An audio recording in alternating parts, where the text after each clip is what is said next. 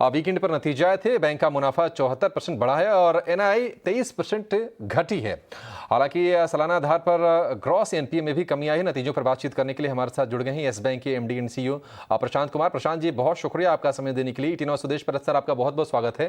Sir, मैंने देखा कि मुनाफे में तो करीब 75% के आसपास का उछाल है, लेकिन आपका जो ऑपरेटिंग प्रॉफिट है अब वो साल दर साल करीब 45% और तिमाही आधार पर करीब 7% गिरी है। इसके पीछे सर क्या रीजंस हैं, क्या वजह हैं? देखिए, एक तो अगर हम इसका वाई कंपैरिजन करें तो पिछले साल जो एक डिफरेंस था बिकॉज ऑफ द एम्बार्गो, जो एनपीए अकाउंट्स थे वो सेकंड क्वार्टर में रिकॉग्नाइज नहीं हुए थे, तो we were continuously booking the income on this. तो इनकम रिवर्सल का जो प्रेशर आया था वो फोर्थ क्वार्टर में आया था। दूसरा, अगर आप क्वार्टर ऑन क्वार्टर भी देखें तो इस बार आरबीआई की अकाउंटिंग इंस्ट्रक्शन चेंज हुई है। जो आप अपने राइट ऑफ अकाउंट्स के अंदर रिकवरी करते हैं वो अब आपकी प्रॉफिट में नहीं आती, उसको प्रोविजन में लिया जाता है, प्रोविजन। तो इस वजह से ये जो कंपैरिजन है ये थोड़ा सा स्क्यूड है, पर अदरवाइज हमारे ऑपरेटिंग प्रॉफिट में अगर आप उन सब चीजों का ध्यान रखें तो हमारे ऑपरेटिंग प्रॉफिट में बराबर ग्रोथ। प्रशांत जी, हम अब आपके लोन ग्रोथ पे बात करते हैं। अगर हम इस वित्तीय वर्ष देखें तो करीब 15% से भी ज़्यादा की आपने लोन ग्रोथ देखी है। इसके पीछे की क्या वजह है, आप हमें ये बताइए। और दूसरा, किस सेगमेंट्स में ये ग्रोथ अच्छी देखने को मिली है? देखिए, अगर जो हम लोग इकोनॉमी के अंदर इम्प्रूवमेंट देख रहे हैं तो हमें लग रहा है कि जो हमारा ये टारगेट है, क्योंकि रिटेल में हमने अपना टारगेट 20% का दिया था, रिटेल और एमएसएमई, हम ऑलरेडी 29% हैं।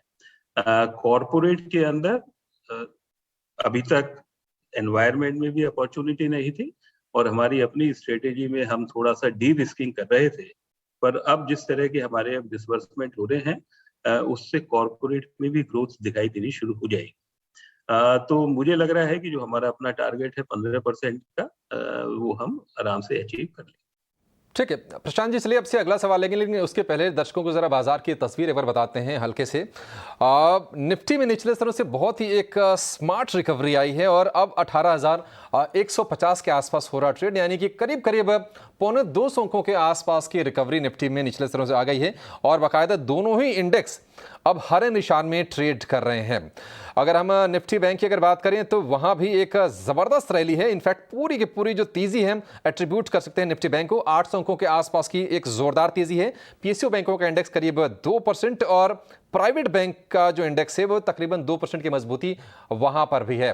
चलिए येस बैंक पर लौटेंगे। सर, ये बताइए कि जो रिटेल और एमएसएमई लोन का जो ग्रोथ मोमेंटम है उसको लेकर आप क्या आउटलुक आप सजेस्ट करेंगे, क्योंकि कोविड के बाद स्थितियां अब सुधर रही हैं तेजी से, हालात सामान्य हो रहे हैं और ग्रोथ लौट रही है, कारोबार सामान्य हो रहे हैं। मोमेंटम आप किस तरह से देखते हैं आगे?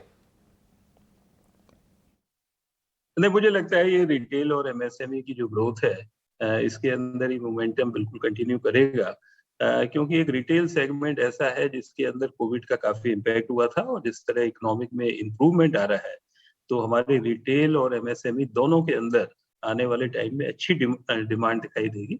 और खासकर Q3 जो कि एक फेस्टिवल सीजन होता है उसके अंदर तो हमारे पास अच्छी ग्रोथ दिखाई देनी शुरू भी होगी। तो प्रशांत जी, पर अब मैं आपसे जानना चाहूँगी आपकी डिपॉजिट ग्रोथ के बारे में। अगर हम साल दर साल देखें तो 30% से डिपॉजिट ग्रोथ के साथ क्या आप मानते हैं कि डिपॉजिट ग्रोथ में बढ़ोतरी थोड़ी कम होगी? और ये खास तौर से इसीलिए भी क्योंकि आपका 100 क्रेडिट डिपॉजिट रेशियो का टारगेट है। डिपॉजिट ग्रोथ रेट पे हमारा फोकस ज्यादा होगा। हम अपना जो कासा रेशियो है उसको बेहतर करने के लिए, तो अगर आप देखें पिछले क्वार्टर में 2% से हमारा कासा रेशियो इम्प्रूव हुआ है और हम इसी कासा रेशियो को आगे इम्प्रूव करना चाहेंगे। अगर आप देखें जो 30% की हमारी ग्रोथ थी उसमें करंट अकाउंट में 60% की ग्रोथ थी और सेविंग बैंक में 50% की। तो हमारा ज्यादा फोकस करंट अकाउंट और सेविंग बैंक पर रहेगा। पर मैं आपकी बात से पार्शियली एग्री करता हूं कि आने वाले समय में डिपॉजिट की इस तरह की ग्रोथ शायद नहीं होगी और ना इसकी जरूरत रहे, क्योंकि अगर आप डिपॉजिट की बहुत ज्यादा ग्रोथ करेंगे तो प्रॉफिटेबिलिटी पे उसका इम्पैक्ट आता है। प्रशांत जी, आपसे आखिरी सवाल, क्या आप मानते हैं कि जो डिपॉजिट रेट और सेविंग रेट है वहां पर थोड़ी सी और अभी कटौती की गुंजाइश है? एक तो प्रॉफिटेबिलिटी की बात होती है, दूसरी बात यह है कि जो हमारे कस्टमर्स हैं उनका भी ध्यान रखना बहुत जरूरी है। मुझे लग रहा है कि डिपॉजिट रेट कम करना, टर्म डिपॉजिट पे थोड़ा बहुत कम करने की गुंजाइश है, पर मुझे लग रहा है हम अपने कस्टमर्स का भी ध्यान रखेंगे इस जर्नी। प्रशांत सर, बहुत शुक्रिया आपका आज समय देने के लिए, ET Now स्वदेश पर जुड़ने के लिए और बैंक के नतीजों पर चर्चा करने के लिए।